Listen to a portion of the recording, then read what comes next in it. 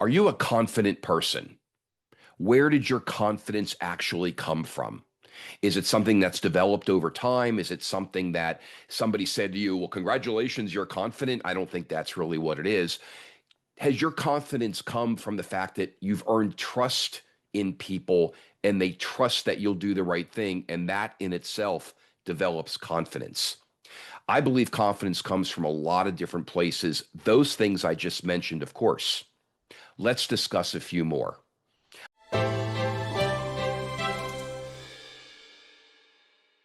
I'm Todd Cohen. Welcome to my YouTube sales culture channel, where I talk about how everyone's in sales and building a sales mindset is the key to personal and professional success because everything we do is a selling moment. Don't ever forget that. So confidence is an interesting thing. I think about where I've developed my confidence over the years. And, as a public speaker, that actually is the number one fear of people. And when I teach my public speaking master class, the number one fear people tell me is, I don't want to be here because I'm terrified of speaking. And the very first keynote I ever did 18 years ago, man, I'll tell you, I was scared as well. And what I realized is that the only thing I had to be scared about at that time was not my ability to speak in public, because I can teach you, you can learn those skills. It's about believing that what you have to offer is right, is of value. And that's where confidence begins. Listen, whatever you do day in and day out, you do it really well. And I should say, if you believe and know that you're doing it really, really well, it doesn't matter the other voices in our heads that say, no, bad, do it wrong, da, da, da, da. Forget it. If you know that you're doing it well and you're getting repeat business, you're getting people returning your calls, you're getting people to respond to you, to your value, that is an enormously positive and powerful way to build confidence. In very simplistic terms, it's one thing to get one deal. It takes a lot to get more deals. And that's because you do what you do well, and that has a direct impact on your confidence level. Now, look, confidence also comes from not looking at everything you need to do as a giant mountain you need to climb. And holy crumb, how am I going to get to the top of that mountain? It's like when salespeople get their quotas at the beginning of the year. They go, oh my gosh, how am I going to make this big number? Believe me, every salesperson on the planet thinks that. Every person with any kind of KPI, key performance indicator, thinks that. January 2nd, I'm assuming a calendar year, but you get the drift. January 2nd, you get those metrics and you go, uh-oh, how am I going to get there? And we just start to panic over this big, long hill we have to climb. Stop thinking of building confidence as one gigantic, humongous Mount Everest that you have to scale. It's not that.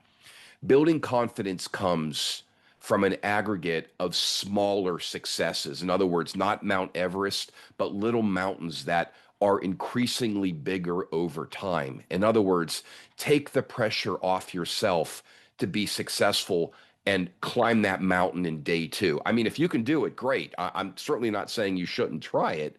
What I am saying is confidence comes as a result of the aggregate of successes that you're willing to say, yeah, I did that well. Yes, I did that right. You know what? I believe in myself. And because I built confidence, because the result over here was good, I feel confident making that recommendation or repeating that behavior or making sure that I still have that mindset over and over and over again. When I say everyone's in sales, people go, not me, I'm not in sales, blah, blah, blah. And you've checked out my videos, you know what I'm talking about. The way that we can get through and break through this fear of sales, because we're all in sales and we're all having to sell ourselves every day, the way we build the confidence around that and don't get paralyzed and not get paralyzed by the negative sales stereotypes, the way we build that confidence, friends, is you look at every success you've had, every single time someone has said, spot on, you understand me, good job. You know what? Clearly you listened to me. Or they say, you know what? We've known each other for a while. I trust you now. Everything you've done has met my expectations. Building confidence is trust in motion.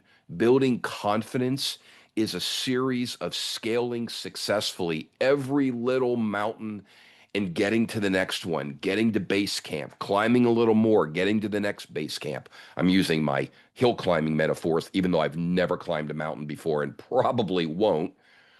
The reality is this: building confidence isn't an all or nothing experience. It isn't you don't go from 0 to 100. Every single person I know, every phenomenally successful person I know, I've always asked the question, where do you get your confidence? And the answers are pretty much all the same. I take a look at everything I've done right. I take a look at every place I've fallen on my face, and I learn from both. And I trust that when people say, you've done the right thing, you've given me what I've needed, you've listened to me, I trust them. In other words, I don't second guess myself. If one person tells you you've done a great job, great. If 10 people tell you you've done a great job, you know what? Start believing them and let that be where your confidence, the wellspring of where your confidence comes from. Don't worry about scaling the mountain. Worry about climbing each little hill, which ultimately gets you to the top of the mountain. And by the way, when you get to the top of the mountain, there's another one going to be right there waiting for you. So building confidence is actually lifelong. That's what I believe. In fact, I worry about the people who say, I've arrived, I'm completely confident, there's no more I can learn, I'm excellent at what I do. Everybody else has to catch up to me, because overconfidence breeds arrogance, and it breeds mistakes, and it breeds sloppiness. About 10 years ago, I had to have surgery. And it was the first time ever that I had had surgery. And frankly, I was a little worried about it. I've never been under. I mean, I had my tonsils out when I was 6. However, I remember one of the many reasons I engaged the surgeon that I engaged was because he was confident and not overconfident. His confidence came from, well, he had done 7 or 8,000 of these procedures before, and he also knows that his confidence is only as good as his next successful surgery. And that's what keeps him on his toes. That's why he continues to learn. That's why he does what he does. Confidence is lifelong in its build. Confidence is lifelong in terms of your willingness to be open minded, to say to yourself, I can always be a little better, because your customers, your colleagues, everybody that you deal with will pick up on that. And they'll say, you know what? I want to deal with you because you're confident and you're not cocky. Confidence comes from within. It comes from believing when people say, you've done a good job, and here's why. Confidence comes from you taking that validation and building on your next successful interaction. Confidence is an aggregate of every small hill that you successfully scale. You plant your flag and you say, where's the next one? That's where confidence comes from. I'm Todd Cohen. You're great at what you do. Keep doing it well. Build your confidence and tackle new things every day. And when someone says to you, you've done a good job, believe them.